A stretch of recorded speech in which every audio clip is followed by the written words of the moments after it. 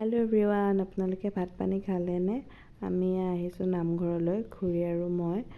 যিহেতু গোপিনীসকলে নামঘৰৰ ভাদ মাহত এবাৰ নাম ৰাখিছে ভাটিবেলা আৰু বাপসকলে ৰাতি নাম গায়। সেয়েহে নামঘৰটো মুচিবৰ কাৰণে এদিনত 4 ঘৰকৈ মানুহৰ দায়িত্বত দিছে।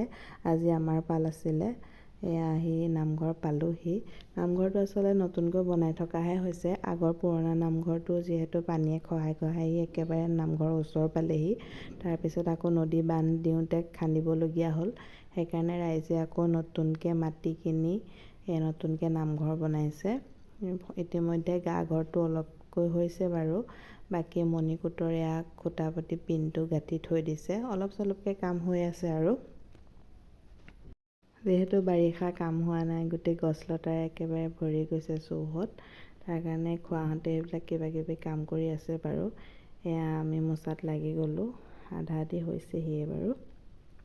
ইফালে ল'ৰাই মোৰ খুৰীৰ লগত অহা দেখি দেউতাকক স্কুটিত লৈ আহি মোতকৈ আগত নামঘৰত হাজিৰ। এয়া দুষ্টামি। পিছতে কাপোৰ কানি তিয়াই ল'লে, তিয়াই গোটেই কাপোৰ খুলিবলগীয়া হ'ল। এয়া পানী চুই কি কৰি আছে চাওকচোন।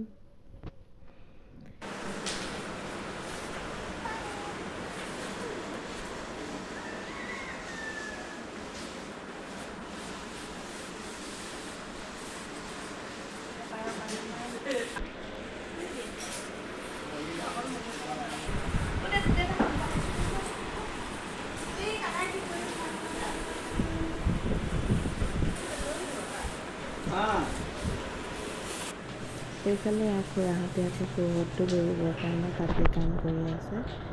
যিহেতু গৰু ছাগলী সোমাই গোটেই অনিষ্ট কৰিছে, কিন্তু আজিলৈ আমি পাওঁ।